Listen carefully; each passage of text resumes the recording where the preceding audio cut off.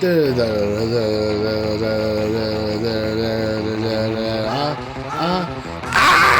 week's topic is going to be kind of a hard sell, because today we're discussing the oft-overlooked 2004 hit comedy film Harold and Kumar Get the Munchies.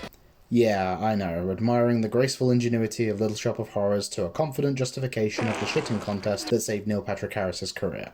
I am the worst. To be fair though, if this were any other Adam Sandler or Judd Apatow type boner comedy, I honestly wouldn't be talking about it. Not to say that this film is high art or anything, but with a little bit of time and attention, you'll discover that this is actually one of the most progressive mainstream comedy films to be released in the 2000s. Seriously, not to sound like a pretentious film school wanker, like I am, but this film isn't just hilarious with well-rounded and likable characters, but also genuinely has interesting social commentary about depictions of racial stereotypes and actually makes legitimate statements about the diversity of modern America.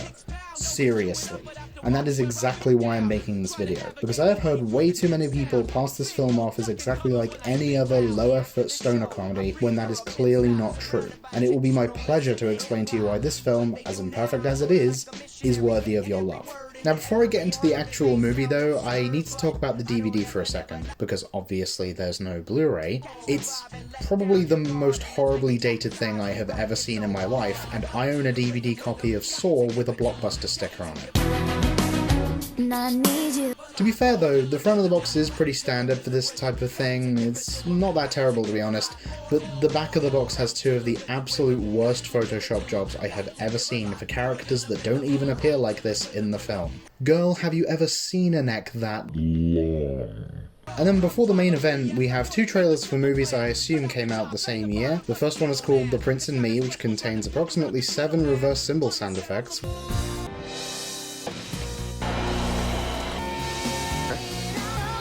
Which is pretty epic, actually. And the other trailer is for a film called Paparazzi, which I've never heard of because...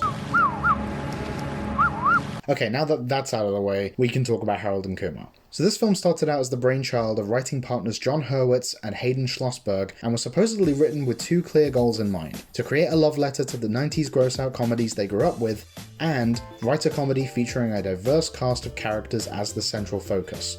They both mentioned in their commentary on the DVD that John Cho's character in American Pie was the first non-stereotype Asian guy they had seen in that kind of movie, and essentially wrote the role of Harold Lee with him in mind, also partially being based off of a friend of theirs, also called Harold Lee. The opening scenes of the film played directly into the common stereotypes that Asian actors are always portrayed as in comedy movies. For example, the Asian nerd and the Indian med student, even introducing us to the douchebag white guys who would usually be the leads in a lesser buddy comedy, and how shallow the typical plots of those films would be.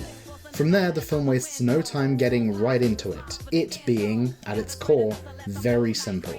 Harold and his best friend Kumar, played by former White House Assistant Director of Public Engagement Kal Penn, get high after work and decide to go to White Castle when they get the Munchies and get into various hijinks along the way.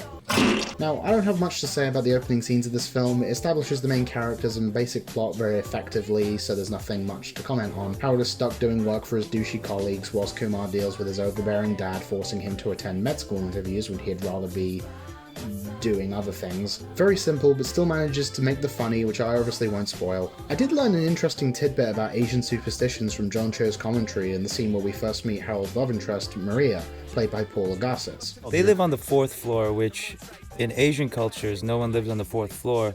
It's like no 13, there's no 4. The word for 4 rhymes with the word for death, or sounds like the word for death. This phenomenon is known as tetraphobia. It has nothing to do with the film, just thought it was neat. Another small thing about these opening scenes of the apartment that I noticed on my rewatch is the kind of impressive production design. I mean, okay, it's not as good as something like Barry Lyndon or Blade Runner, but it always bugs me when a house or flat in a film looks too clean. I appreciate that you can actually see the personalities of the people who live there, and each place looks lived in and not an emotionless white void that only serial killers would enjoy. Why are you booing? Why are you all booing? Don't boo me! I'm not stretching, you're stretching. Now, this type of comedy film is constructed essentially as a series of short sketches, which, if handled incorrectly, can seem like a plodding episodic waste of time, but a big factor of what makes the comedy in this film work is the transformative nature of each of the segments. God, I sound so pretentious in this video. Kill me. What I mean by that is as each segment gets weirder and weirder, it removes any danger of the funniest scenes remaining at the beginning of the film, plus it slowly escalates the tension of their adventure, thus propelling the story forward. They begin grounded by getting stuck at a toll booth and end up literally going off the edge of a cliff, hang gliding towards White Castle for their sweet, sweet sustenance. Basically, they start at a 1 and end at a 10. And that's kind of the essence of what makes good comedy. And I think that's where the sequel fails, in my opinion, because in the sequel, they get locked up in Guantanamo Bay at the beginning of the film. And at that point, it's exceptionally difficult to elevate your comedy to anything remotely funnier if you're constantly at a 10. As their adventure continues, we're introduced to various wacky and goofy characters along the way that certainly are both wacky and goofy. But I want to draw particular attention to the punk douchebags that show up throughout the entire film, and Tariq, the guy in the jail cell. In the scene where Harold gets arrested for punching the cop, Tariq tells Harold that he's been oppressed most of his life because of things that are out of his control. I learned a long time ago that there's no sense getting all riled up every time a bunch of idiots give you a hard time. In the end, the universe tends to unfold as it should. A surface-level comedy set piece becomes an opportunity to actually further Harold's narrative arc. In relation to that, the punk extreme dickheads represent the kind of shallow, try-hard white guy bullshit that dominated early 2000s culture and highlights just how ridiculous the so-called status quo was, and also what Harold and Kumar constantly have to deal with every day. Kal Penn mentioned in the commentary that the racist use of Apu's catchphrase was a constant thing during his adolescence. And I want to point out the Apu references here. When that show came out, when I was in middle school or high school, whatever it was, the old Jersey around that time. So I thought it was really cool that we were able to use that in the script in a very real way, and that kind of turns itself on its head when we steal the car and use that same line, "Thank you, come again," to get back at these guys. It's also interesting to see the majority of side characters being white and overly stereotypical, just to show how weird and backwards stereotypes actually are. Like I said before, it doesn't seem like it, but some of this stuff is actually quite meaningful and interesting. I just wish they'd managed to include the scenes of Long Duck Dong from 16 Candles. In the script, we actually wrote it where you see clips from the movie, and you see this character Long Duck Dong, who is basically a very historic character for Asians in cinema, a very cliched, kind of off-the-boat kind of character, and we wanted to show just how far we've come with the character of Harold here. But what about the representation of women in the film? Oh, thanks, Jock the Gentleman Fairy, I almost forgot. Oui bon. Oh my god. Now, when I say this film isn't perfect, that is where we kind of run into some issues.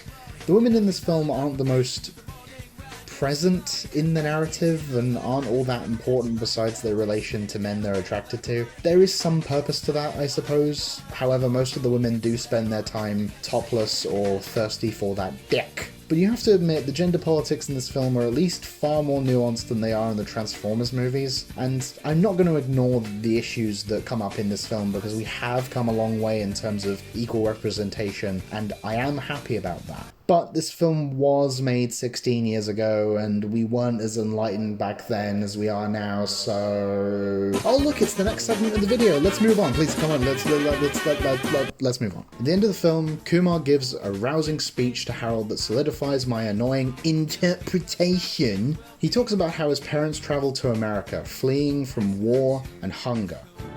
And they wanted to live in a land that treated them as equals.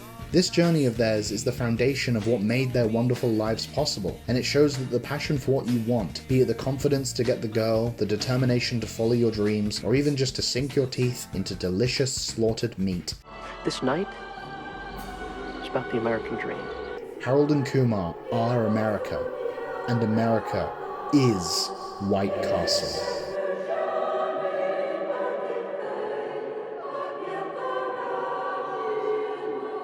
Also, 2 British college students had a shitting contest. That's subversive, I guess. I don't know. What do you want from me? Do you want me to say this is a progressive masterpiece, or do you want the truth? Yes, gross-out stoner humor is the driving force of this film, and I won't deny that. But I'm also not going to talk about it because spoiling jokes in a comedy you're recommending is as useless as asking me not to shit on the carpet. I understand this whole video might seem like a stretch, which it is, so thanks for indulging me. But nevertheless, this is one of my favourite guilty pleasure films, and I hope everyone watching gives it a chance. I honestly think it's worth it. worth it. And don't take my word for it, Roger Ebert liked this film, so...